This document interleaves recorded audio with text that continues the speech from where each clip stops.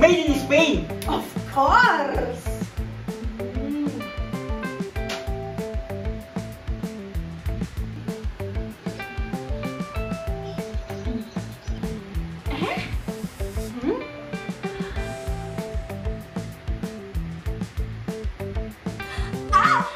Made in Manhattan!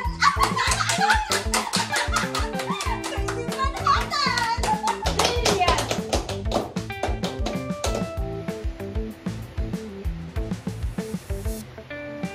Made! Puro made! Yes! Made in Manhattan! What's so funny, Junya? Halika na ba? Ikaw yung natin laro. No, CJ. Parang iba na eh. Kanina pa nila pinagtatawanan ng ate Teddy mo. Bakit niyo ba pinagtatawanan ng anak ko? Wala eh. Wala naman kaming masamang intensyon. Hindi! Kanina pa! May laman ang mga hirit ninyo, mga pantsaba ninyo. Bakit niyo ba pinagtatawanan ng anak ko? Dahil katawa-tawa naman talaga siya! Katawa-tawa ang anak ko. Yes! Mas nakakatawa ka naman. With your phone, your Russian accent, both of face, and your plastic boobs. Wala eh. Naririto kayo sa pamamahay ko. Walang kung sino man ang pwedeng mag-insulto at gawing katawanan ang anak ko. Lumayas na kayo dito. Just leave. Layas! Layas! Kanina ko pa gusto umalis. Pero bago ako umalis, ito ang tatandaan mo. Totoo ang mga ito, may pakiramdam at hindi fake. Hindi gaya ng anak mo. Hindi fake ang anak ko. Not according to my investigation. Sino ka para paimbestigahan ang anak ko? As made in Spain! Tara na, Padre! Kunin ang mga gaw! Tara na. Tayo na naman sa pamamahay na ito! Ang laki pa naman ng ginastos namin para sa kasal mo. Theodora, ano bang dapat kong malaman? Ano? Daddy, sabihin mo na, it's about time. So alam mo ang tungkol dito? Oo, ma. Last year pa namin alam. Last year pa? Oo. Nung dapat pupunta si ate ng Madrid para magbakasyon dahil birthday niya. Tapos, ayaw mo kong tumuloy doon, di ba? Kasi sabi mo may teacher's conference ka sa Paris. Pero tumuloy ako sa Madrid. Nakita kita sa bar. At hindi na kita nilapitan kasi ayaw mo mapahiya ka. At ayaw kong mapahiya ka kung hindi ka nagsabi ng totoo. So ano? Ano ang totoo na hindi ko alam? Ate, huwag ka na makigulo. Gulo? Kapatid ko si Teddy. At kapatid ko din ang pinipressure nyo. Hindi namin siya pinipressure. Alexandra, so ano ang totoo? Ate, Roberta. ma, bakit ako? Please, Roberta. Ma, mas maganda kung sa kanya magagaling. Ate, pamilya mo kami. Dapat kung sino man yung nakakakilala sa'yo, yung totoong ikaw, dapat kami yun. Hanggang kailan ka nga ba magsisinungaling sa amin? Akala mo ba, Bobby, madali lang sa akin yun? Kaya nga sasabihin mo na, para hindi ka nahihirapan. Oo na! Aminin ko na! Ma! I'm sorry, Ma! I'm sorry! Kasi nung nagkaroon ng krisis sa Spain, ako yung isa sa teacher na tanggalan ng trabaho. Kasi sabi nila, hindi naman daw talaga ako magaling. Tapos hindi ho totoo na may MA ako dahil hindi ako nabigyan ng scholarship ka. Wala din nawala ako sa eskwelahan. Nag-double job ako para kumita ng pera. Para may padala sa inyo. Nag-waitress ako sa bar na nakita ni Bobby. Ang pumasok ako bilang katulong. Kaya ako nakilala si Frodo. Ang totoo niyan, umutang lang ako para makauwi dito, Ma. Ma, I'm sorry, Ma. I'm sorry. Ma, I'm sorry. Do you think na hindi kita maiintindihan? Hindi naman sa ganun, Ma.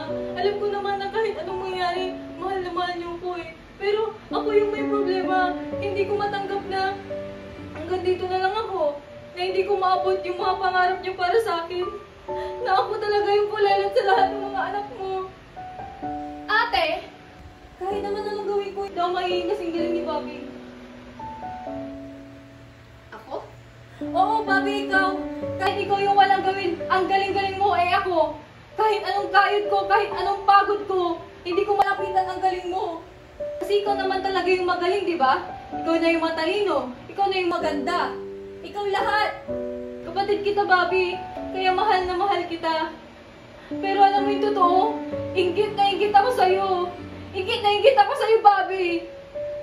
Pero bakit parang galit ka? Pero bakit parang kasalanan ko?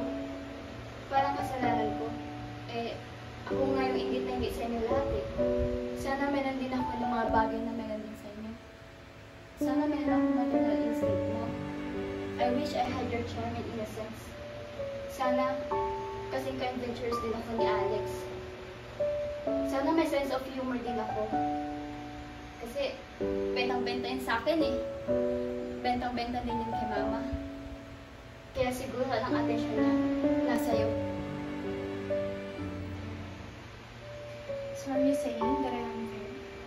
Tuma, I'm saying you have your favorites. Hindi totoo yun. Naalala mo nung nasa grade school pa ako? Nung graduate ako ng valedictorian, tapos si Teddy isa lang. Pero siya pa rin ang pinuli mo. Tapos, naalala mo nung umuwi akong gutom na gutom. Tapos, kinain ko yung ulam na tinabi mo para kay Teddy. Tapos, nung umuwi ka galing Divisoria, marami kang dalang fans. Tapos, sabi mo sa akin, si Teddy mo lang dapat pumili kasi dapat siya yung panganay, di ba? I'm sorry. I didn't know you felt that way. Ma, it's okay. Okay naman. Naginda ko naman. Tinanggap ko naman. Na ibang tuloy mo kay Teddy at saka kay Sige. Na sila yung paborito mo. At si Papa. Si Gabby at si Alex ang paborito niya. And that's okay. Kasi ang importante naman sa akin, binuhay niyo ako, pinakain, binihisan, pinag-aral, and that's good enough for me. Kasi growing up naman, nandun si Alex. Siya lang yung may paborito sa akin. Noon, simula nung umuwi ako, wala na akong ibang narinig kundi mayabang ako, pangit ang ugali ko, bitchesa ako sa pagiging prangka ko, and I'm sorry. I'm sorry kung matigas ako. I'm sorry kung malamig ako sa paningin niyo. I'm sorry. I'm sorry. Ate, hindi naman totoo yun. No, sige, it's okay. Makakagaling naman talaga ako. Kasi, pinili ko maging ganun. Lalo na nung pumunta ako ng New York. Alex, baka tama ka nga. Baka ambisyosa ako. Baka mas importante sa akin yung career ko. Pero alam mo naman hindi ko yung ginawa para sa sarili ko, di ba? Ginawa ko yun. I had to go there for our family's future. Kasi nababaon na tayo sa utang sa pagkakasakit ni Papa. Tapos, opera pa si Mama. Tapos, si CJ, kailangan na mag-college. Tapos, si Gabby, maliit ang sweldo. Tapos, si Teddy, kailangan ng pera papunta ng Spain. Tapos, ikaw, wala kang permanenteng trabaho. At ayokong patigilin ka sa papipelikula mo. Kasi, sabi mo sa akin, doon ka masaya, doon ka magaling, at doon magiging proud sa'yo si Mama. Kaya kahit gusto-gusto ko na umuwi kasi ang lungkot. Ang hirap-hirap mag-isa. Pero tiniis ko yun. Nagpakatatag ako kasi kailangan ko. Hindi dahil sa nagpakatatag ako, wala na akong nararamdaman. Nasasaktan pa rin ako. I'm sorry, Anna. I didn't know you felt that way. Ma, it's okay. I'm sorry. I want you to know that I am grateful for all you've done for us. Thank you. Ikaw din, Teddy. Nagpapasalamat ako dahil nagsakripisyo ka sa ibang bansa para sa amin. I want you to know that I will always love you kahit ano ka pa, kahit sino ka pa. I'm sorry, Ma. I'm sorry, Bobby. Hindi ka pulalat, ha? Okay? Okay.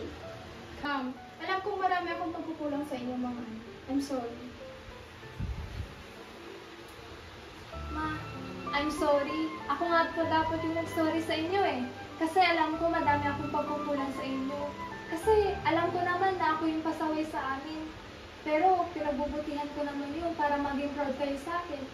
I know, anak. Ma, I'm sorry talaga. I know that I'm not the best, but I'm your mother. Mahal na mahal ko kayong lahat.